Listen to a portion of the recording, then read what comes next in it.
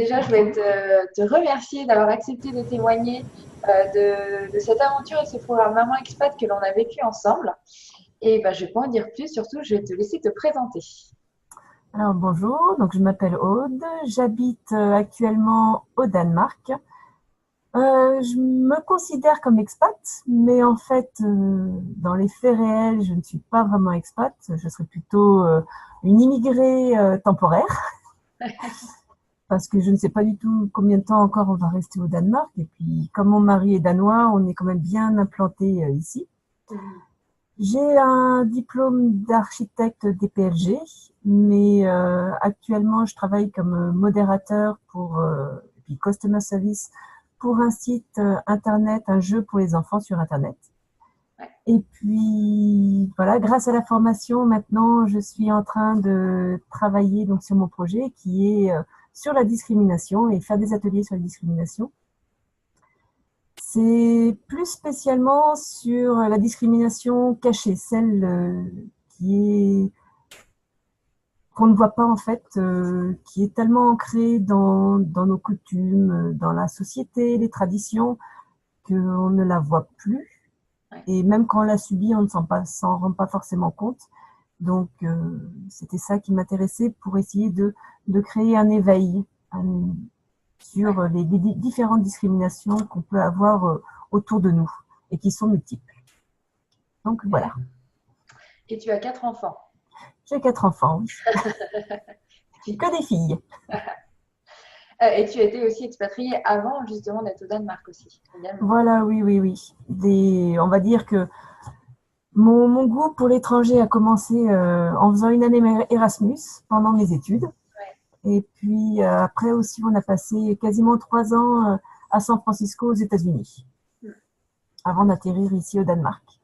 Ok, alors du coup, dans quelle situation tu étais toi quand on s'est rencontrés ou avant qu'on se rencontre? Alors, avant qu'on se rencontre, j'étais en train de regarder des offres pour changer de travail. Parce que mon travail actuel a des heures qui changent beaucoup. Donc, je peux travailler entre 10 et 26 heures par semaine. Là, actuellement, ces dernières semaines, c'est 18 heures, par exemple, par semaine. Ouais. Mais pendant l'année scolaire, c'est plus proche des 10 heures. Ok. Donc, ce qui financièrement peut parfois être un peu léger. Ouais. Et donc, voilà, j'étais en train de regarder des offres de travail. Pas en tant qu'architecte, parce que ça fait plus de 10 ans, même plus, 15 ans voilà, On va 14 pas, ans on va pas que je suis compter. sortie, que j'ai passé mon diplôme et que je n'ai pas travaillé comme architecte Hmm. et que de toute façon, ça ne correspond pas à mes attentes et à mes besoins. Voilà, tout simplement. Et donc, j'aurais des plein d'offres partout, dans plein de types de domaines différents. Ouais. Mais rien ne me plaisait et surtout, ça m'amenait une grande angoisse parce que ça allait du travail pour nourrir. C'est vraiment ça, alimentaire. Ouais. Et que voilà, ça m'amenait des grosses angoisses parce que je me demandais comment faire pour faire quelque chose qui ne me plairait pas forcément, dans lequel je ne vais pas m'épanouir, et puis en même temps continuer à faire la vie de famille, les enfants, et voilà. Donc sans avoir d'échappatoire. Ça, il y avait cette notion de trouver quelque chose qui puisse prendre en compte le temps dont tu avais besoin avec tes enfants, notamment, et ton équilibre familial. Voilà, oui, oui, oui. Parce que c'est vrai que j'ai été mère au foyer pendant quasiment 10 ans. Hmm. Et c'était important pour moi. C'était vraiment un choix d'être mère au foyer. Et donc, c'était important de toujours donner du temps aux enfants. Et, Ouais. et puis aussi parce que je me suis rendu compte que quand j'avais trop de choses dans mes journées, je n'arrivais pas à profiter des enfants. Parce que comme j'avais plus mes temps pour moi, Hmm. c'était voilà, Ouais. D'accord. un point important. Et puis, j'avais toujours eu ces petites idées, vraiment impression au coin de la tête que un jour je me lancerai à faire, à avoir ma propre entreprise, quelque chose vraiment pour moi. Que jusqu'à maintenant, c'était pas le temps, c'était Ouais, pas le moment. ouais. Oui, donc là, tu te sentais prête à passer ce cap-là, en fait. Voilà, oui, oui, Ok. oui. Et qu'est-ce que tu étais venue chercher, en fait, à travers l'accompagnement Maman Expat? Quels étaient peut-être tes objectifs? Alors, tout d'abord, je suis tombée, c'est-à-dire que sur Facebook, sur une de tes petites formations sur 5 jours, Ouais, et son intitulé correspondait justement, répondait à mes envies cachées. d'accord. Donc, ça me parlait vraiment, ça a éveillé en moi ce fait de me lancer enfin dans un projet qui me correspondrait. Oui, c'était une Et formation pour créer l'activité qui te ressemble. voilà, oui, oui, oui, c'est vraiment ça. Attends, je vais mettre juste le son un peu plus fort parce que je t'entends pas très bien. Voilà. Et Ok. donc voilà, c'était un, comme il y avait aussi un accompagnement, et Ouais. puis donc la formation m'avait bien plu, Mhm. hein, parce qu'elle éveillait en moi, et que c'était un premier pas, voilà, pour prendre ça de moi. Ouais, c'est ça. Et pour essayer, pour voir si ça te correspondait aussi. Voilà, oui, oui, oui, oui. Ok. Et Et donc, tes objectifs pour alors, rejoindre Maman Expat, ouais. alors les objectifs, quand c'était, on va dire, j'étais très réaliste. J'avais parfaitement conscience qu'en suivant cette formation, j'allais pas me retrouver avec clic, par magie, un projet entièrement fait et qui répondrait à mes attentes financières. Ouais. Voilà, ça je savais que quand, de toute façon même quand on crée une entreprise, ça peut mettre un certain temps. Ça Mhm. peut mettre parfois jusqu'à 3 ans avant d'être rentable. Ouais. Et, et donc mes objectifs, c'était vraiment de trouver le projet.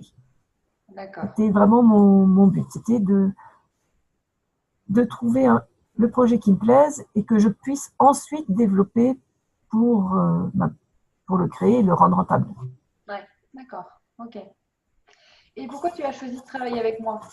Pourquoi tu as fait ce choix-là? Alors, pourquoi j'ai fait ce choix?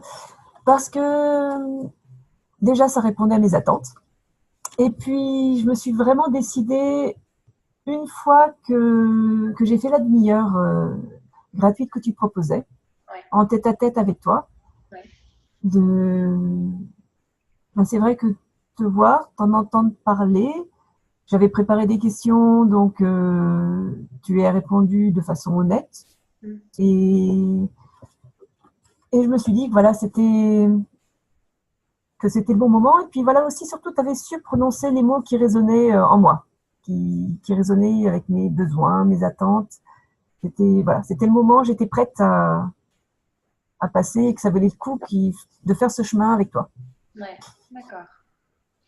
Et alors, quels sont les résultats que tu as obtenus à la fin de ce programme Maman Expat Ensemble? Alors, les résultats, ça ont été à ceux que j'avais attendus. Ouais. Ça veut dire de trouver un projet Ouais. qui n'était. Ce qui est intéressant, c'est pas du tout le type de projet sur lequel je pensais aller. Ouais. Ça, j'étais dans des projets beaucoup plus concrets Ouais. dans mes idées et qu'en fin de compte, je me retrouve avec quelque chose où tout est flou, tout est à construire. Ouais. Et c'est ça qui, en fait, qui le rend intéressant. Voilà. Et c'est avoir trouvé un projet qui me passionne et qui aussi avoir, ben, grâce aux différents modules, avoir pu poser des fondations. C'est ça, des fondations fortes sur lesquelles je peux construire mon projet dans la durée. Et ça, c'est vrai que ça a même dépassé, on va dire, mes attentes par rapport au programme. Et que... Si je rajoute quelque chose, ce besoin que tu m'as partagé quand on a travaillé ensemble d'aller créer un projet qui vienne amener une grande cause pour toi, en fait, en tout cas qui te tienne à cœur, mais vraiment quelque chose qui te porte. Et moins justement dans l'idée du projet concret que tu pouvais avoir en tête, tu t'es rendu compte de ça, que tu avais besoin de ça pour avancer. Oui, oui, c'est vraiment que le projet qu'il a trouvé, c'est plus ça qui correspond vraiment à ce dont j'ai besoin. Ouais. Et c'est quelque chose qui en fin de compte me motive et me challenge. Ouais, c'est ça. Beaucoup. Voilà, c'est un potentiel en devenir. Ouais. Et donc là, tu as déjà organisé tes premiers ateliers, puis les autres vont suivre voilà, à partir de la rentrée, fin d'année en tout cas. Et quelle a été peut-être ta plus grande prise de conscience sur ce parcours? Alors, ça a été comment dire, de devenir ma propre priorité. Ça peut donner l'impression que je ne prenais pas de soin, mais en fait, si, je vais prendre soin d'une autre façon. C'est qu'avant, je prenais du temps pour moi quand il y avait du temps. Maintenant, je provoque le temps pour moi. Grâce à la formation, en fait. C'est ça, ça m'a appris à voilà, me mettre en priorité d'une certaine façon, à ne pas m'oublier. Mm-hmm. Et puis d'accepter de faire aussi ce que je veux, d'oser le faire, et de ne pas, d'avoir confiance en moi, et de ne pas écouter cette petite voix du symptôme de l'imposteur, qui est toujours présente. Voilà. C'est accepter que je pouvais, et surtout que je pouvais voir grand. Et que je devais voir grand si je voulais que ce projet me porte sur plusieurs années. Ouais, c'est que si je le pensais à petite échelle, j'allais très vite l'abandonner, alors que le voir à une grande échelle, même des fois, on peut penser que c'est trop, mais pour moi, il fallait que ça soit ça, que le voir grand et voir en même temps plein de possibilités. Oui, il y avait cette notion de voir grand, en même temps que tu puisses contribuer, je dirais, au monde et donc à la population, aux autres. Oui. Et puis que tu puisses avoir cette diversité en fait, de créativité aussi dans ton projet. Sinon, par peur en fait, soit de tourner en rond, soit de t'ennuyer, soit dans cette routine en fait. Voilà, oui. J'ai remarqué qu'il fallait vraiment que c'est en suivant les modules, ça a été un peu une découverte aussi de me rendre compte que ne fallait pas un plan linéaire, qu'il fallait que ça parte un peu dans tous les sens et que j'ai plusieurs choses à la fois sur lesquelles me focaliser. Ouais, il y a plusieurs branches en fait. Voilà, oui. Et le fait, quand je parle de discrimination, que ce soit quelque chose de global, c'est pas, je vais pas me battre que pour le féminisme ou que pour les personnes handicapées ou plein d'autres choses, mais c'est vraiment le côté global qui m'intéresse parce que c'est immense.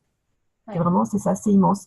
Il y a toujours des choses à apprendre et qu'on peut voilà, au niveau artistique, on peut aussi les redonner de plein de façons différentes. Et que donc, c'est pas une vision linéaire de l'avenir par rapport à mon projet. C'est vraiment plein de petites branches qui vont partir dans tous les sens. Ouais. Donc une créativité qui va vraiment être possible. Donc tu as eu dans ton projet. Et qu'est-ce que tu dirais à celles qui peut-être connaissent déjà plein de projets, ont vu quelques témoignages ou les services, et puis hésitent encore à travailler avec moi, en tout cas à sauter le pas? Alors, j'ai préparé mon texte. À vous toutes qui hésitez de faire appel à Anne, si vous avez toujours envie d'avoir plus, de créer votre entreprise, votre projet, mais que vous n'osez pas parce que vous pensez que vous n'êtes pas à la hauteur, que vous n'avez pas de légitimité, foncez. Alors, le chemin sur lequel elle nous emmène n'est pas toujours tout rose. On est obligé de faire face à soi, même parfois de faire remonter des choses difficiles. Mais Anne nous accompagne avec bienveillance. Elle reste à l'écoute de nos besoins, de nos attentes. Elle fournit un support, en fait, avec déjà à travers un groupe Facebook où on est avec d'autres femmes comme nous en recherche. Ouais.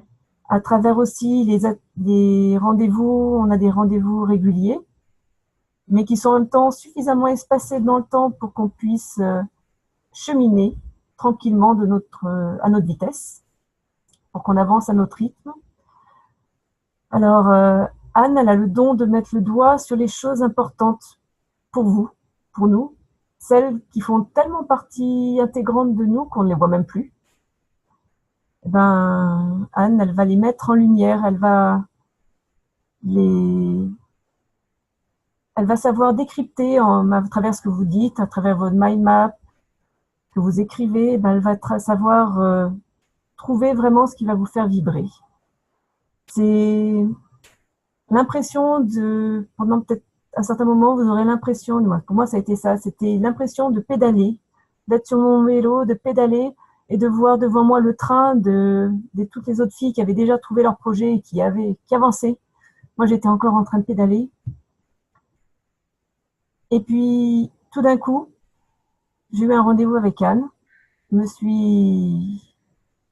puis je me suis retrouvée dans le TGV. Ça a été vraiment quelque chose de très, très, très fort. Je me suis retrouvée tout d'un coup avec un projet. Et pas seulement une idée, c'est qu'il y avait déjà une construction tout autour du projet.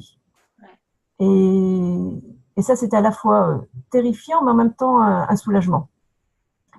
Donc, voilà, je pense que Anne peut vous aider à trouver ce qui va vous faire avancer dans la vie et dans un projet. Voilà. Merci Aude. Je suis juste un petit peu touchée, mais sinon ça va.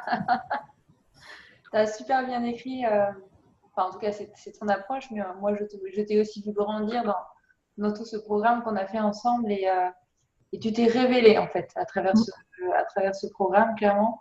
Je crois que s'il y avait un mot qui me venait par rapport à ça, c'est que tu t'es révélée et ce qui fait aussi que du coup, tu t'es mis aussi en priorité, du temps en priorité pour toi et ça a aussi contribué au fait que tu te révèles aussi. Et donc, ça a été un double chemin finalement personnel et professionnel sur les deux plans. Oui, oui. Et, comme tu le dis, avec un beau et grand projet devant toi, avec plein de choses à mettre en place, une diversité de choses, une créativité possible aussi qui t'est ouverte, et une belle cause en plus que tu soutiens. Donc, plein de belles choses qui t'attendent en tout cas. Et si tu en es là, c'est parce que on a vraiment joué aussi ce rôle de partenaire ensemble et que tu étais sur ton vélo et on était sur ton vélo ensemble, on va dire, et on est monté dans ce TGV ensemble aussi et on a vraiment suivi ensemble ses pas, le rythme qui était nécessaire aussi et du coup ce bel aboutissement qui est le tien aujourd'hui.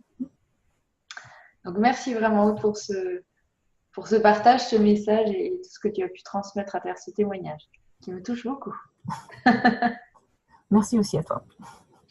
Et je me permettrai aussi d'ajouter à cette vidéo ta page Facebook pour l'instant et puis ton site internet dès qu'il sera fait, bien entendu, pour que les personnes qui découvriront ce beau témoignage puissent aller en découvrir encore plus sur toi et sur ton activité à travers ta page.